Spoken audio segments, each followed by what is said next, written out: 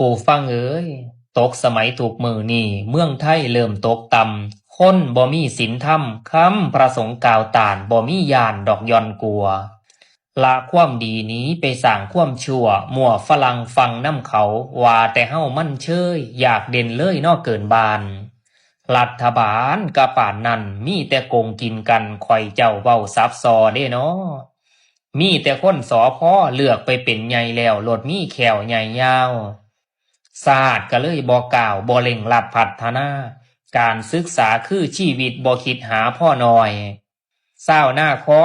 ยกระจนข้อแขนเลือกผู้ท่งผู้แทนเลือกไปแล้วมิดจีรีเมใหญ่เอ้ยเพิ่นไปอ้วนไปพี่คำสัญญาบ่เว้าหอดย้ำเลือกตั้งฟังอยากเป็นทั้งพองเต้นพองวิ่งติดประกาศกันเป็นแถวย้ำหาเสียงไหวไปเบิดสูแนวเหลือแต่แมวกับห้าวหัวโอ้ยจะแม่นขัดกลายเป็นงัวลืมสนกลายเป็นคนลืมคำเบากับซุ่มเฮาพ่อใหญ่แม่ใหญ่พวกสอสอบ่จริงใจสมัยหน้าจื้อไว้อย่าหวังได้ครึ่งคะแนนเฮาเศร้าหน้าได้นางแคนติดหนี้พรท่อกส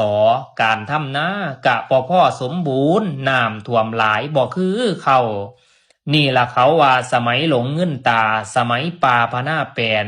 สมัยลืมพินแค้นแดนอีสานให้หน้ากลายเป็นห่าง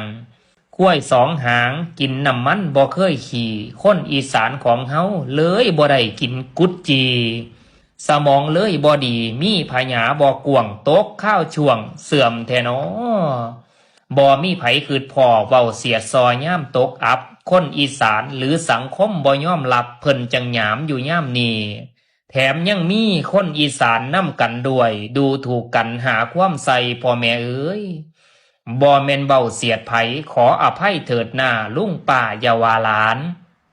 ย้อนว่าจิตฟุ้งซ่านข่อยบ่แม่นอร